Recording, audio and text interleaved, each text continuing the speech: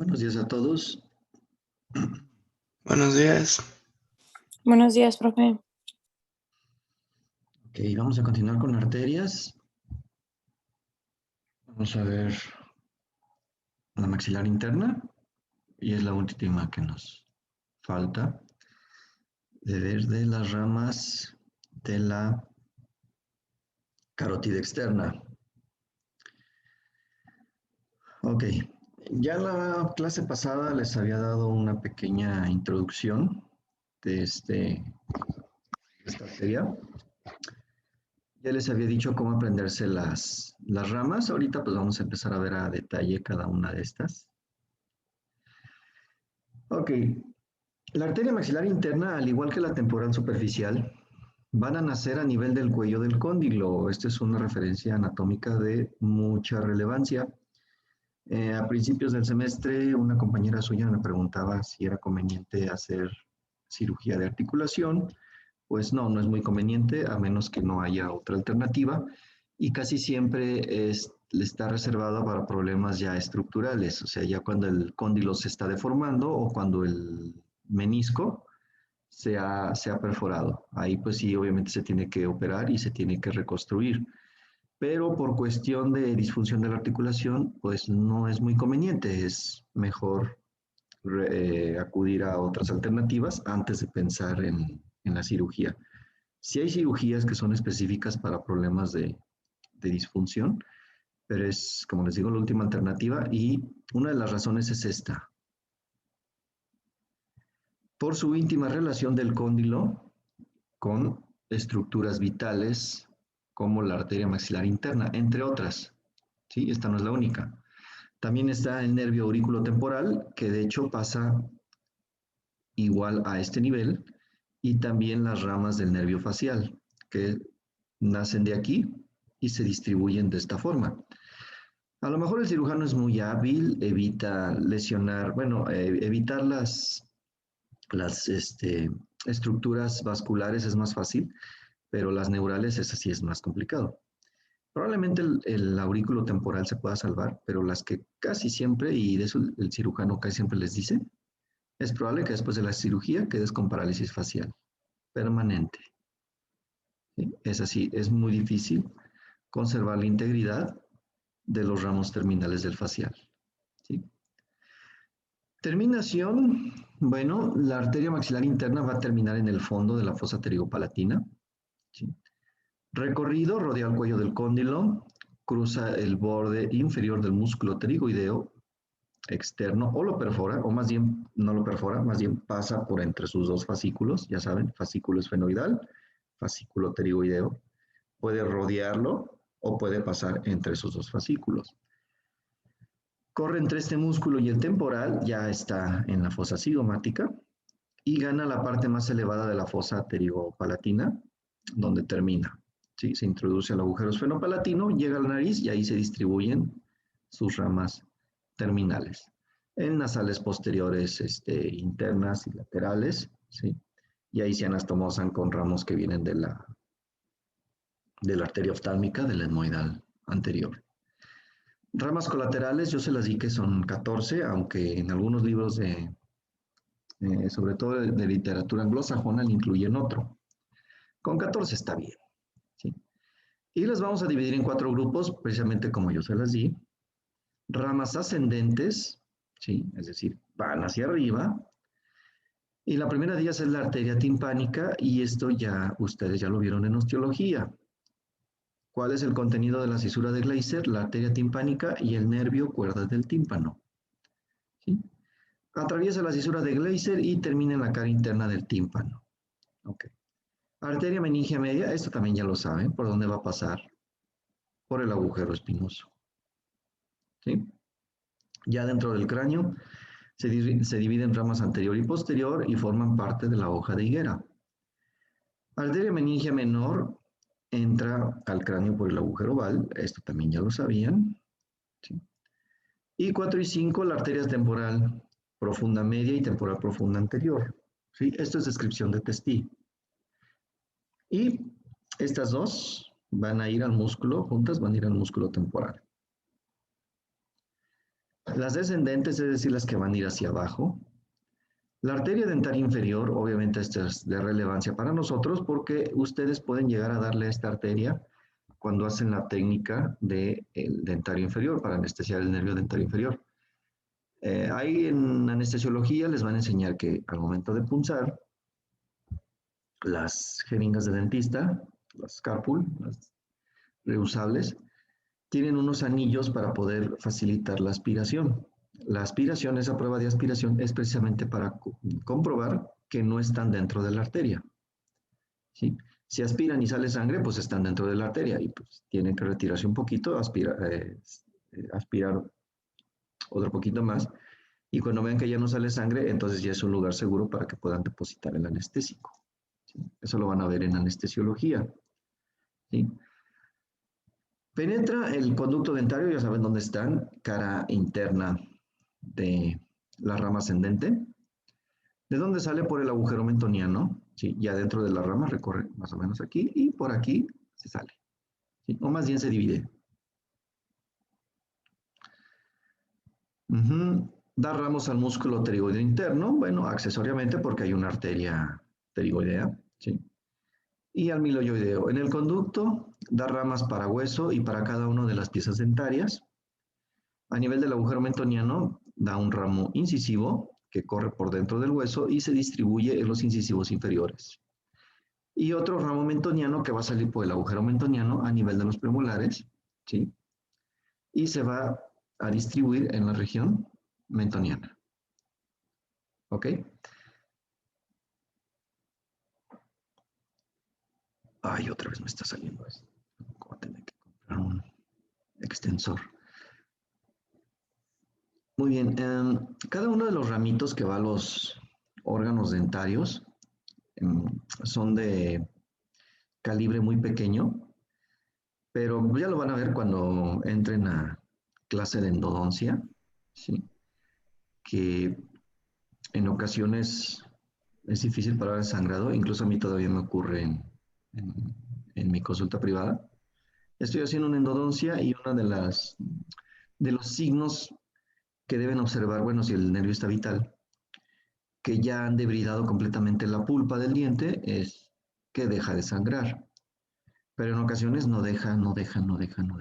Y bueno, en esos casos pues, tapamos, ponemos una solución antiséptica y nos esperamos 8 días, ¿sí? Para que pare el sangrado. No es muy común, pero pues sí me pasa, digamos, una entre cada 100 endodoncias. La arteria maceterina, esta también ya se les había mencionado, para la porción superior del macetero. Estas arterias van a atravesar la escotadura sigmoidea de la rama mandibular, ¿sí? Para llegar al espesor del músculo macetero en su porción superior. ¿Ok? Arteria bucal para la región buccinatriz, es decir, la mejilla por dentro.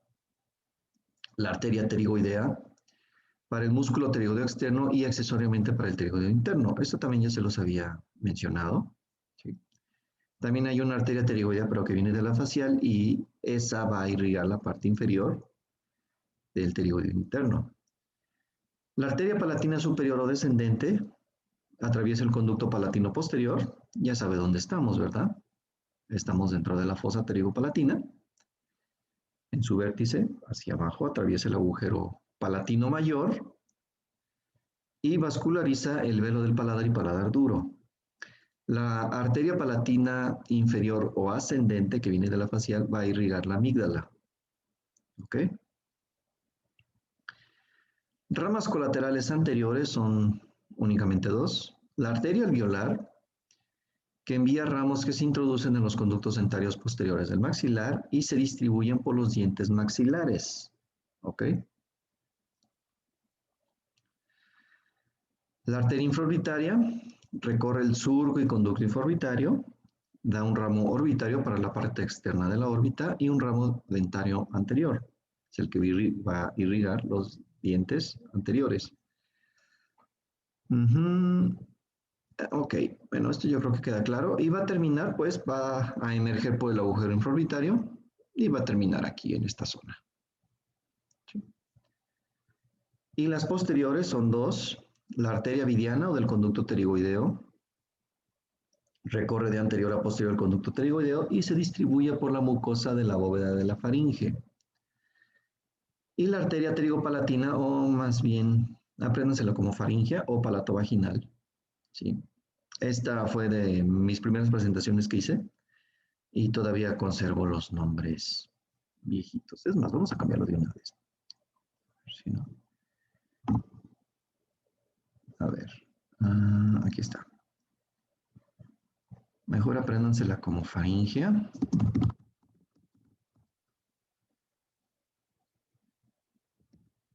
O palato vaginal. O pterigopalatina. Este es un nombre ya más en desuso. Ok, obviamente se va a introducir en el conducto homónimo, ¿sí? Y se dirige a la parte superior de la faringe. Ok, bueno, estas dos van a casi que al mismo lugar. Y solamente tiene una rama terminal, la arteria esfenopalatina, que va a atravesar el agujero esfenopalatino y se va a distribuir por el tabique nasal, una rama interna. También por los cornetes y los meatos, son las ramas laterales o externas.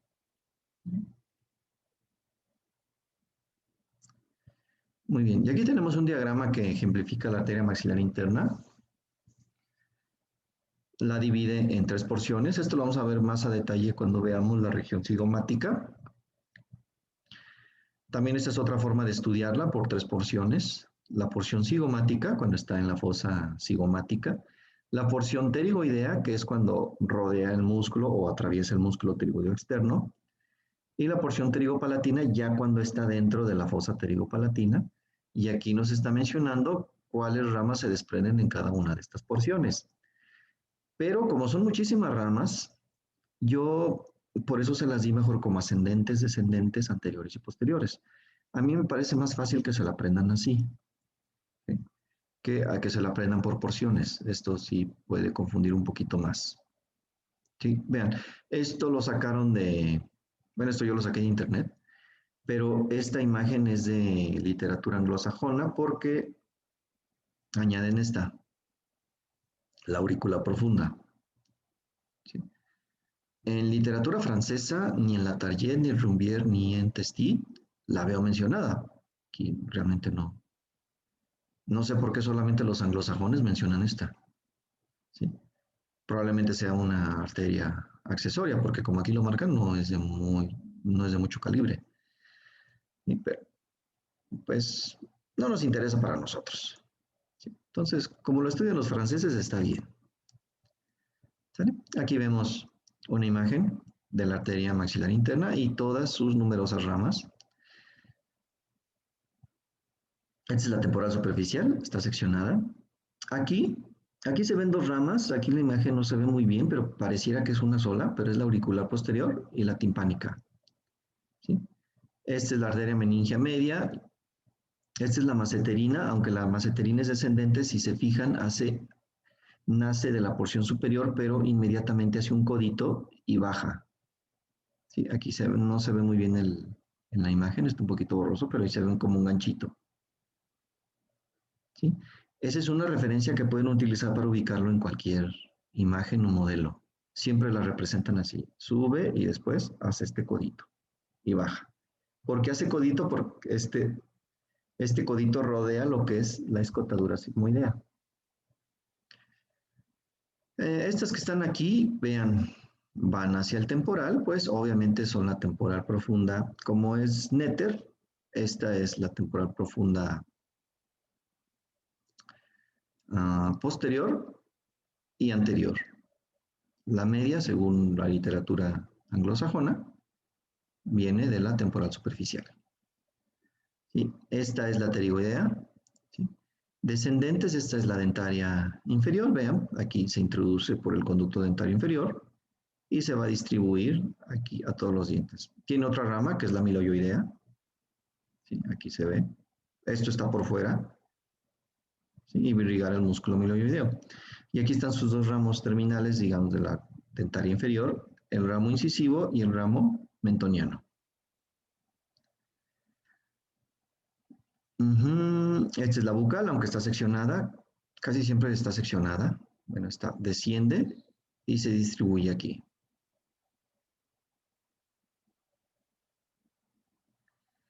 Esta es otra pterigoidea. La alveolar, la arteria alveolar y la infraorbitaria. Y las ramas anteriores y posteriores, aquí en esta imagen no se ve, porque aquí ya se introduce la fosa pterigopalatina y no podemos, al menos en esta imagen no se ve esa porción. ¿Alguna duda hasta aquí de la arteria maxilar interna? ¿Ninguna? Ok. Bueno, esta sí voy a pedir que se la aprendan de pe a pa. Sí, la pregunto mucho. Igual la temporal superficial, la facial, la lingual y pues nada más. La auricular posterior, nada más con que sepan que irriga la parótida y tan. ¿Sí? De por sí, bueno, la auricular posterior no tiene muchas ramas. La pesada es esta, la maxilar interna. ¿Sí? Vamos con la carótida interna. Esta lo voy a dar muy rápido, no tiene caso que los embote con esto. Es más, yo no sé por qué, para qué lo doy, si casi ni pregunto de esto en los exámenes. Pero bueno, para que tengan un poquito más de brevario, ¿no? Arteria carótida interna, ya la última arteria de la cabeza. Ya después nos vamos con arterias del cuello. Y arterias del cuello igual lo vamos a ver muy superficial. No tiene caso profundizar tanto, ¿sí? No es nuestra área, ¿sí? Se extiende desde el borde superior del cartílago tiroides a la base del cráneo. Obviamente nace al mismo nivel que la carótida externa. Esto es, ya les había dicho, es pregunta de examen, pero pues es lo mismo que con la carótida externa. ¿Sí? Está primeramente situada por fuera de la carótida externa, después pasando por detrás de ella, alcanza la faringe y siguiendo una dirección ascendente llega al cráneo y se introduce por el conducto carotídeo. Si recuerdan osteología, la cara posterior inferior del peñasco, tenemos un agujerito regularmente circular, que es el conducto carotídeo, por ahí se va a meter y en el espesor del peñasco va a ser un codito y va a salir al cráneo, o se va a meter al cráneo, más bien. A su salida de este conducto penetra en el seno cavernoso. Esto es algo curioso, ¿eh? Esto sí es interesante que lo sepan. Déjenles explico qué onda con eso. ¿Sí? Miren. Este es el respaldo de la silla turca. ¿Ok? Aquí estaría la fosa hipofisiaria. Y a los lados, si recuerdan osteología, hay dos surcos. Los surcos de los senos cavernosos. Eso lo vamos a ver mañana o pasado mañana. No sé. Venas me toma entre 2 a 3 clases. Los senos craneales son estructuras vasculares y el más curioso es el seno cavernoso. Es como una vena, pero tiene sus particularidades, ¿sí? Por eso se le llama seno, no se le llama vena. Aquí a los lados está una tripa, ¿sí? Que va a drenar sangre. Y dentro de esta tripa, por aquí, va a estar la arteria carótida interna, va a estar adentro. Es algo muy curioso de la anatomía, ¿sí? Que una estructura vascular está dentro de otra estructura vascular, pero uno es arteria y la otra es vena. ¿Sí me explico? ¿Sí? Esta es la arteria carótida interna. Y también, aparte de las arterias, va a pasar el par craneal. 3, 4, 5, 1 por lo general se encuentra por fuerita, o a veces sí se encuentra dentro. Y 6, casi que el mismo contenido de la hendidura esfenoidal. ¿Sí? Estos 4 pares craneales tienen una íntima relación con el seno cavernoso. ¿Y por qué tiene importancia esta relación? Porque si hay algún problema con el seno cavernoso, pues va a afectar todas estas estructuras que pasan por adentro. ¿Sí? Hace como 6 meses, un estudiante de medicina, que es mi paciente, ¿sí?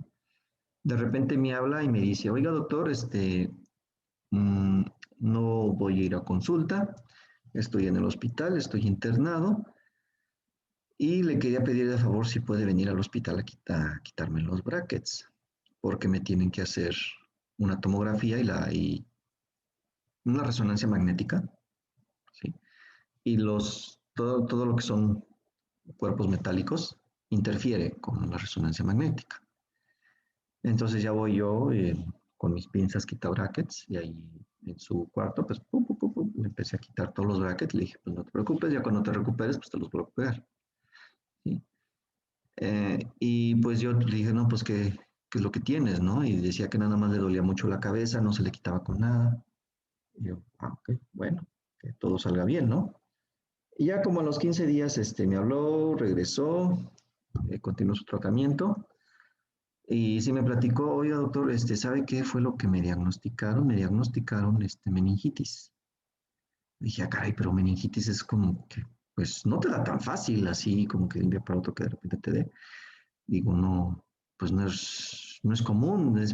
La meningitis casi siempre es a consecuencia de una infección en otro lado, incluso hasta una infección bucodental.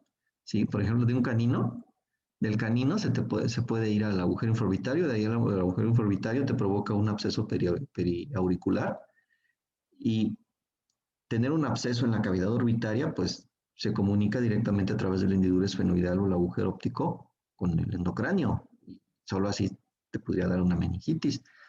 Pues fue un caso muy curioso porque incluso él me decía, no, pues hasta los médicos que me trataron, pues se sorprendieron. Y ¿saben cómo fue que se dieron cuenta? Porque no sabían qué tenía. Lo tenían en observación, duró como 3 o 4 días en observación y no daba qué era lo que tenía. La resonancia magnética no les arrojó ningún dato. Empezaron a sospechar de meningitis cuando el paciente empezó, se empezó a poner visco. ¿Sí? O sea, sus ojos sus pupilas a acercar y, ah, caray, ¿qué pasó? Lo vio un doctor y dijo, no, esto es meningitis. ¿Por qué lo sospecharon? Porque el seno cavernoso está tabicado de meninges, ¿sí? Tiene su envoltura de meninges aquí. Y obviamente si hay una meningitis, pues esto obviamente va a provocar inflamación, va a disminuir la luz del seno cavernoso y eso va a causar compresión en estos nervios. Y estos nervios son motores, ¿sí? El paracraneal 3 que irriga, digo que inerva el 4 y que inerva el 6.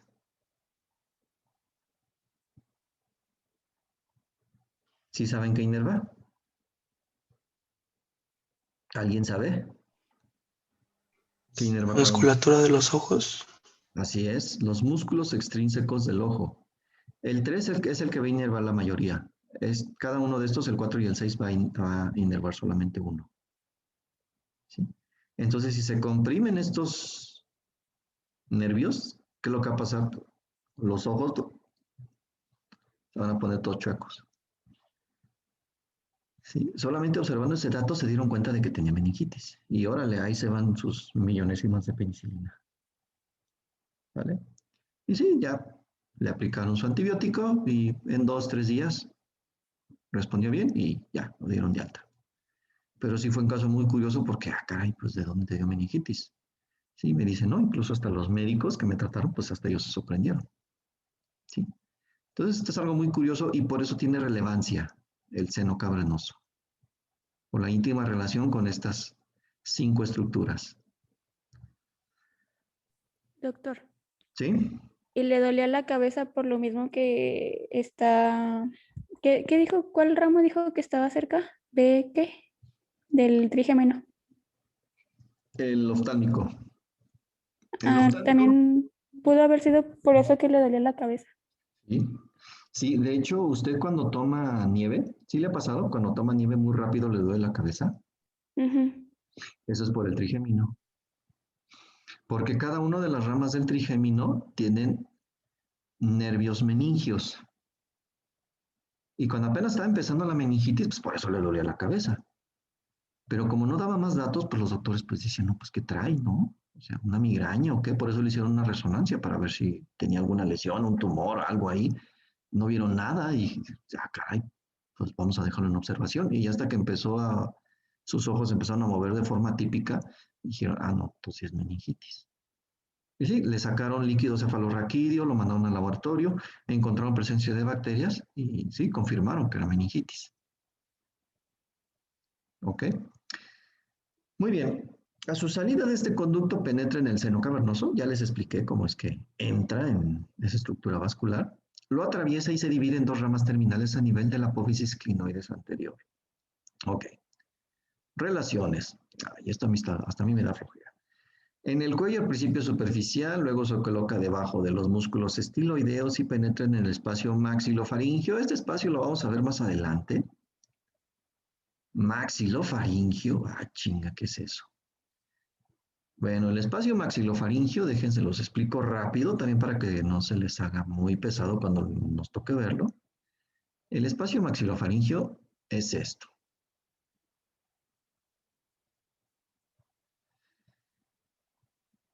Bien, tenemos la faringe,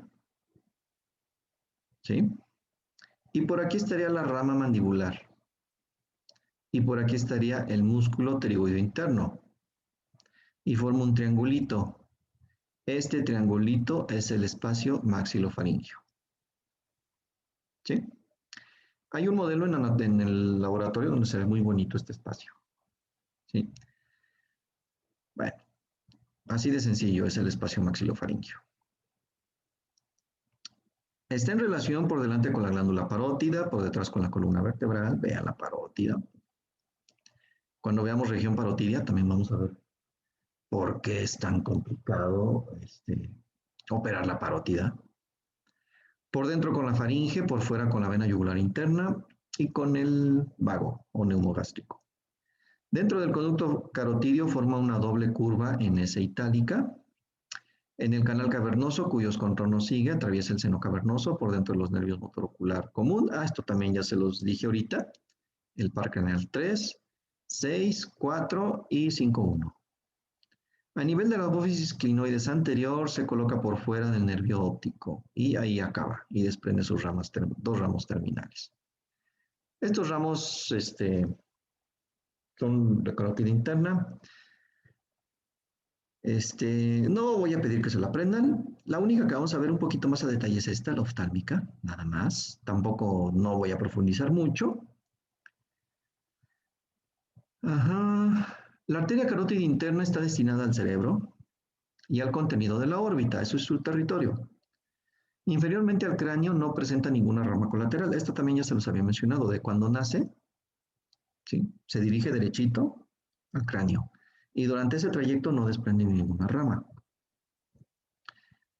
Creo que eso es pregunta de examen. Sí, sí, creo que sí. Sí, para ver si me están poniendo atención. Les pregunto eso.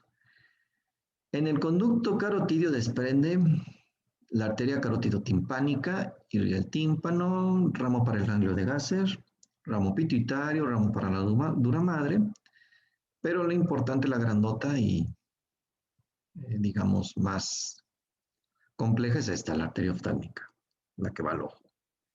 La arteria oftálmica, recuerden osteología, va a penetrar a la órbita a través del agujero óptico, junto con el nervio óptico.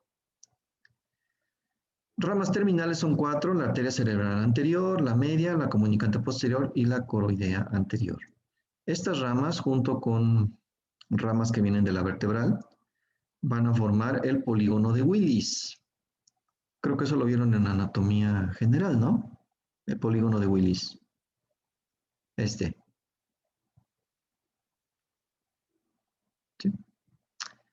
La arteria basilar, esta arteria basilar viene de las vertebrales, es una de un lado y la otra del otro, se juntan y forman la arteria basilar, y junto con ramos colaterales de la arteria carótida interna, esto siempre confunde, ¿sí? Esta es la arteria carótida seccionada, esta ya es ramo terminal, estas dos, ¿sí? La arteria cerebral anterior y la media, esta es la comunicante, ¿sí? Y van a formar el polígono de Willis. ¿Ok? No se preocupen, de esto no pregunto. Ok, esta sí la vamos a ver un poquito más a detalle. ¿Sí? Otra imagen, carótida primitiva, carótida externa, carótida interna.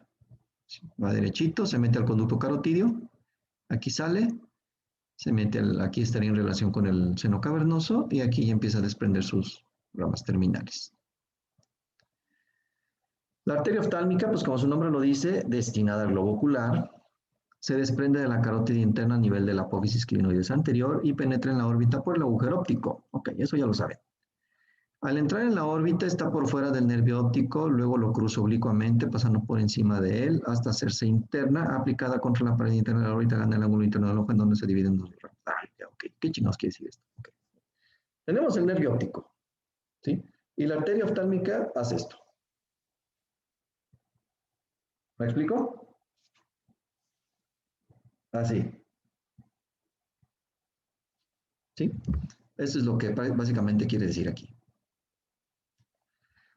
Ramas colaterales, da 11 ramas. No se preocupen, no las pregunto. Al menos no ahorita, creo que vemos algunas ramas de la arteria oftálmica, pero cuando vemos regiones, ¿sí? La arteria lagrimal, obviamente va a la glándula lagrimal, uy, qué difícil. La arteria central de la retina, pues se introduce junto con el nervio óptico y se distribuye en la retina, uy, qué difícil. La arteria supraorbitaria, chinga, ¿será que pasa por aquí? Pues sí, efectivamente, pasa por ahí. Atraviesa la escotadura supraorbitaria y se distribuye en la región frontal. Uy, qué difícil. Arterias ciliares cortas y arterias ciliares largas. Bueno, estas me valen madre, no, estas no se las aprendan. Olvídenlas. ¿Sí? Arteria muscular superior. Chinga, ¿irán los músculos del ojo? Pues sí. El elevador del párpado, recto superior, recto interno y oblicuo mayor. Ok. Bueno, nada más que irriga también los músculos. Ahí cada uno pues ya sería. Bueno, si alguien se quiere lucir, pues ahí. Aquí tiene, para lucirse. Muscular inferior, irriga los músculos recto inferior, recto externo y oblicuo menor. Ok, vale. Arteria etmoidal posterior se introduce en el agujero orbitario interno, o más bien conducto etmoidal posterior. Llega a la lámina cribosa del etmoides, recuerden este recorrido, ¿sí? Y da ramos a las meninges y a la pituitaria. ¿Sí se acuerdan del conducto etmoidal posterior y anterior, verdad? ¿Sí? Aquí, sí, ok. Arteria etmoidal anterior se introduce en el conducto orbitario. Bueno, yo con estos nombres, perdón, es que, primero me basé en un libro y después leí otros, y son lo mismo. No crean, fue una pachanga, digo, para armar esta materia, esta clase. Híjoles, ¿no? Me volví loco. Les digo, hasta bajé 10 kilos. Les voy a enseñar una foto de cuando di mi primer grupo, así bien flaco, sin mejillas. Ahí. Sí, no, ya ahorita ya recuperé. ¿Sí? Para que vean mi compromiso con ustedes. ¿Eh? No me valió madre, como a muchos les vale madre. Que no les explican bien. Ok, perdón, este es un nombre antiguo. Es el conducto etmoidal anterior. Y se distribuye en las meninges y la pituitaria. Lo mismo que esto, bueno, redundante. Donde sí tiene un poquito de diferencia el recorrido es en el nervio. ¿Sí? Arteria palpebral inferior, pues irá al párpado, pues sí, párpado inferior. Arteria palpebral superior, chinga, irá a la parte superior del párpado, pues sí, aquí está. Uy, qué difícil. Ramas terminales de la oftálmica, la arteria frontal, ¿sí? Que va hacia acá, y la arteria nasal, que es la que se anastomosa, o nasal lateral, que se anastomosa con la arteria facial. Esta tiene otro nombre, pero esta está más fácil. Esto ya se los había mencionado cuando vimos la arteria facial. La arteria facial llega aquí, la arteria nasal viene de aquí. No sé por qué se le llama nasal, ¿sí? Porque pues no está en la nariz, ni en la cavidad nasal. Pero, bueno, así le dicen. Y se anastomosan ambas a este nivel. Aquí está la arteria oftálmica. Estas son las ciliares, la central de la retina, la que se mete al nervio óptico. Esta debe ser la lagrimal. Esta, ¿sí? Esta debe ser la supraorbitaria. La frontal, esta es la nasal, o dorsal nasal. Esta es la que se va a anastomosar con la facial. La etmoidal posterior y etmoidal anterior. Sencillo, ¿no? Esta imagen es de Gray, pero Gray del clásico, del de... yo creo que el que dibujó cuando estaba en la cárcel turca, ahí en 1916-17, por ahí. Ah, no, él no lo dibujó otra persona. De hecho, Gray fue el que se llevó el crédito. Gray era como que el teórico, pero el que hizo todos los grabados era otra persona que ni siquiera recuerdo su nombre. Qué injusticia, ¿no? Porque no le dio el crédito necesario. Pero como bien dice el dicho, el que obra mal se le pudre el tamal. ¿Sí? Gray, cuando regresó a Inglaterra y publicó su obra de anatomía, no le dio créditos al que hizo estos grabados. Y cuando apenas iba a publicar su libro y él iba a empezar a disfrutar las mieles de su publicación, se petateó. ¿Sí? No pudo disfrutar de su obra. ¿Sí?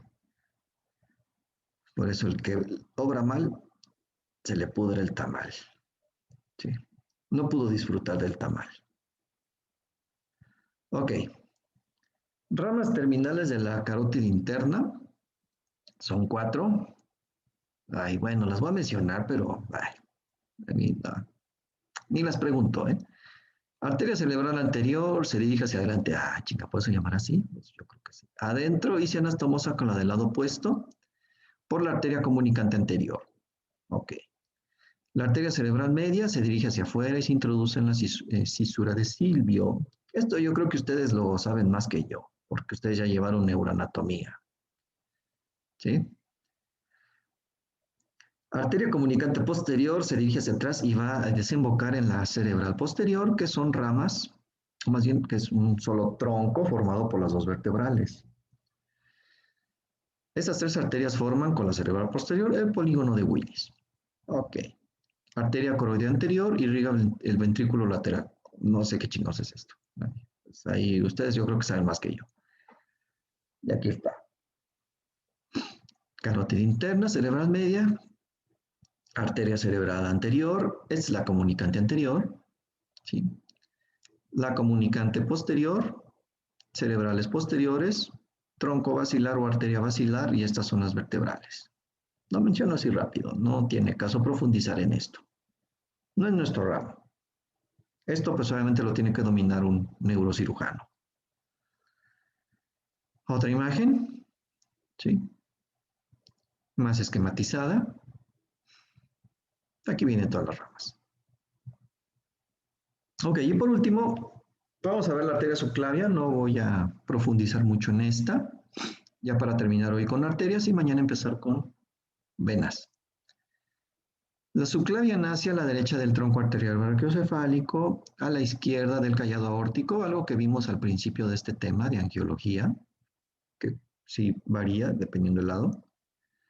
Relaciones, pues obviamente como tienen esta particularidad, pues sí va a ser un poquito diferente.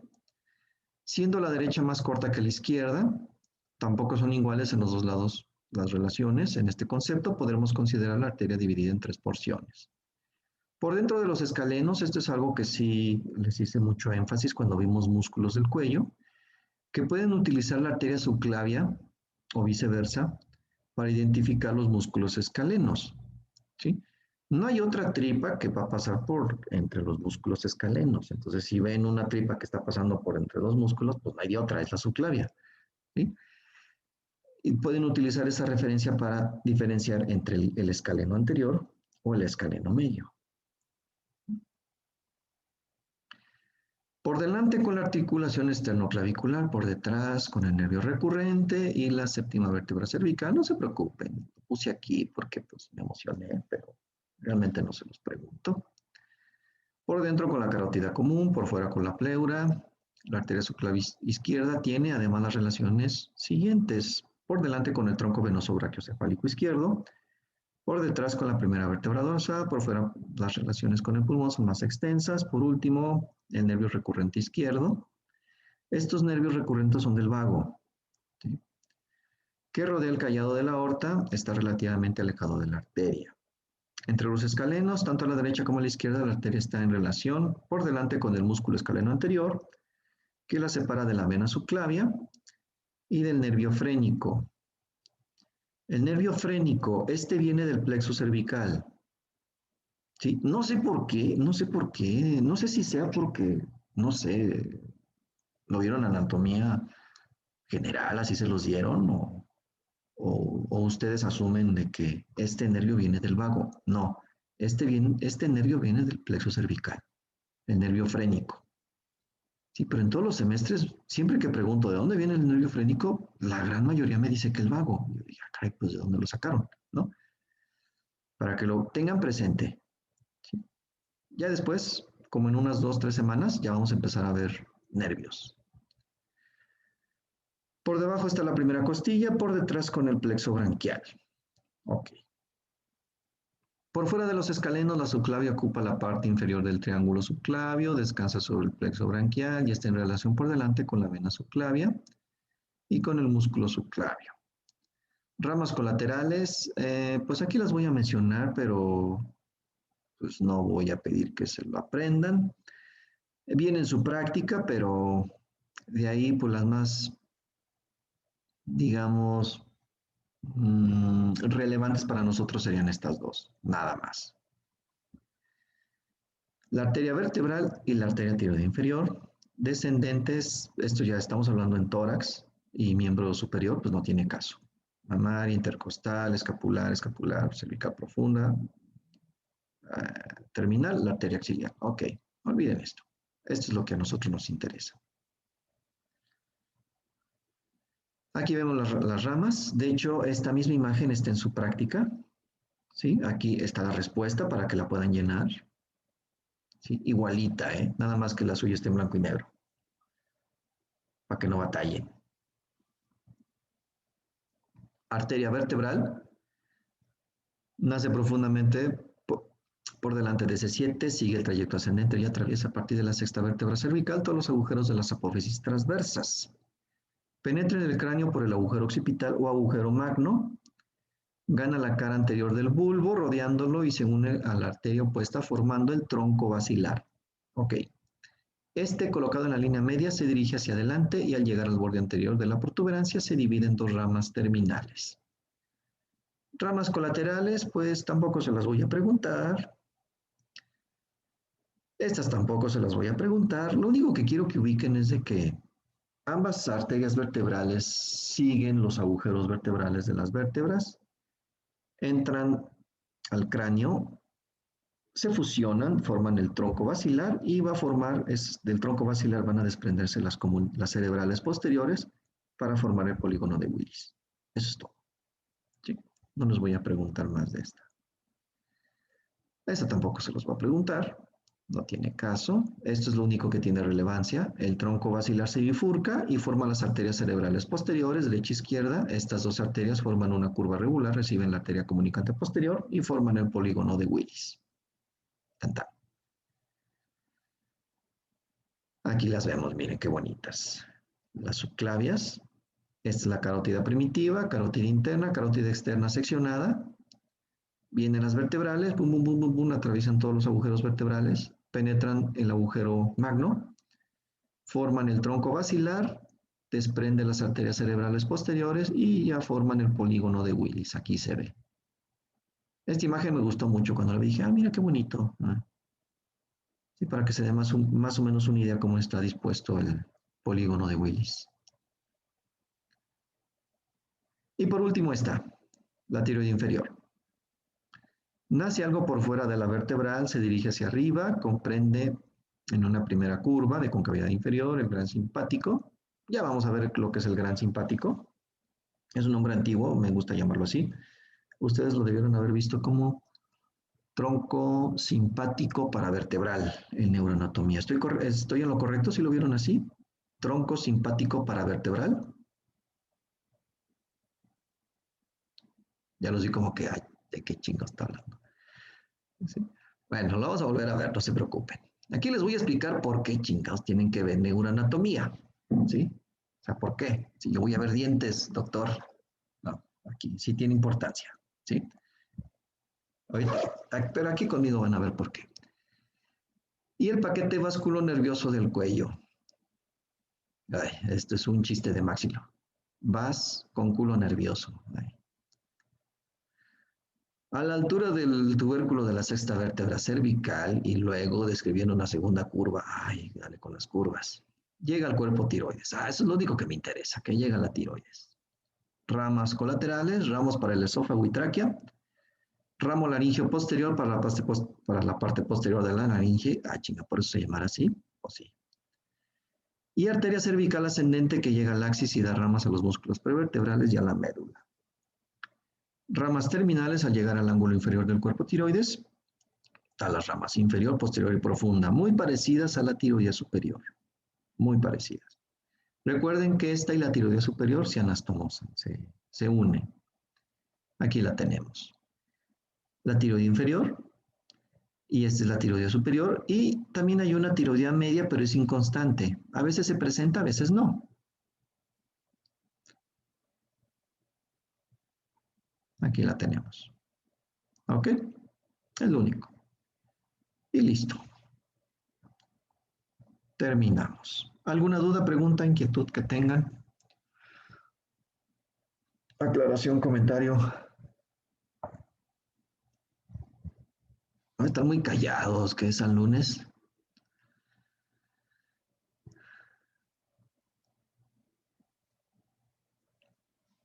No, ninguna. Bueno. Bueno, entonces si no hay ninguna pregunta, entonces hasta aquí es arterias.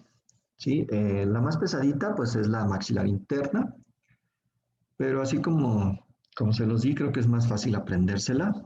¿Sí? Hay unos, bueno, para terminar, les voy a ayudar con su práctica.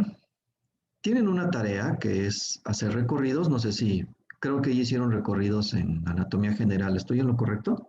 ¿Sí hicieron recorridos? Un eritrocito va de la punta del meñique no sé, el pulmón izquierdo, ¿no? ¿Sí hicieron esos ejercicios en anatomía general? Sí, doctor. ¿Sí? Ok. Sí. Ok. Yo también los pongo a hacer esos ejercicios, pero enfocados básicamente nada más en cabeza y cuello, ¿no? Nada más. Y uno de esos recorridos habla de la amígdala. Ok. La amígdala es una estructura que va a tener varias ramas que la van a nutrir. Por arriba pasa la maxilar interna y tiene la palatina superior o descendente, que en la presentación dice que va al velo del paladar y al paladar óseo, pero sobre todo las que van al velo del paladar van a tener ramitas que van a llegar a la amígdala. ¿Sí? La facial, que es la principal, viene la facial, va a desprender la palatina inferior o descendente, que es la principal arteria que va a irrigar la amígdala. ¿Sí? También va a estar la arteria lingual. ¿Cuántos ramos tiene la arteria lingual? A ver si ya las estudiaron. Digo, no, doctor, lo voy a estudiar 10 minutos antes del mini. No manche. ¿Cuáles son los ramos colaterales de la arteria lingual? A ver, ¿quién se acuerda? Ay, nadie tiene ganas de acordarse. Ok, bueno, van a ver. Yo, profe, la rama suprayoidea, la rama dorsal de la lengua. Eso, muy bien, excelente. Natalie, ¿sí fue usted? Sí, profe. Bueno, ya había acabado su participación. Exacto. Suprayoidea y la dorsal. La dorsal asciende y también va a desprender ramitos a la amígdala. Y por si no fuera poco, está la faringea ascendente que pasa por dentro y también va a dar ramitas a la amígdala. ¿Sí? Entonces, en su recorrido, cuando Sí, no recuerdo si es drenaje venoso o es irrigación, no recuerdo. O si es irrigación, pues aquí está. Puede venir de la maxilar interna, la lingual, la faríngea y la facial. El drenaje venoso es más fácil. El drenaje venoso es a través del plexo faríngeo, no hay otro. Plexo faríngeo, tan tan. ¿Sí? Lo que es complicado es la irrigación por arteria. ¿Sí? Que todas estas arterias pueden desprender ramitos a la amígdala. ¿Ok? Entonces, para que lo tengan presente esto cuando hagan su tarea, su recorrido en angiología. ¿Ok? Bueno, entonces si no hay preguntas, comentarios, nos vemos el día de mañana. Mañana vamos a continuar con venas, vamos a empezar a ver venas. Repasen arterias. El conocer arterias se les va a facilitar venas. De hecho, muchas veces se tiende a dar por hecho de que las venas son homólogas, homónimas a las arterias, y no es así. Sí tienen sus particularidades. El 70-80% de las venas sí son homónimas a las arterias, pero ese pequeño porcentaje de un 20-30% sí tiene particularidades propias. Me voy a enfocar más a esas particularidades. ¿Ok? Muy bien. Pues entonces nos vemos el día de mañana. Que tengan un bonito inicio de semana. Y nos vemos mañana. Profe, ¿Sí? yo tengo una duda. ¿Sí? En las de la temporal anterior viene de la maxilar interna, y la temporal media, ¿de dónde dijimos que venía? Era lo de que dos autores de Gray y del otro, pero no, o sea, no entendí al final de dónde venía, ¿de la temporal superficial o de cuál? Es que Testi Ajá. dice que la arteria temporal profunda anterior y media vienen de la maxilar interna. Y la Testí es temporal de la profunda, maxilar interna y la posterior viene de la temporal superficial. Y Netter dice, no, le dice, no, Testi, estás pendejo, no es así. Es arteria temporal profunda anterior y la arteria temporal profunda posterior vienen de la maxilar interna, y la temporal profunda media viene de la temporal superficial. ¿Y cómo nos la aprendemos nosotros, profe? ¿Cómo con las dos? Bueno. Con las dos las puede aprender. Porque ¿qué va a pasar cuando usted llegue?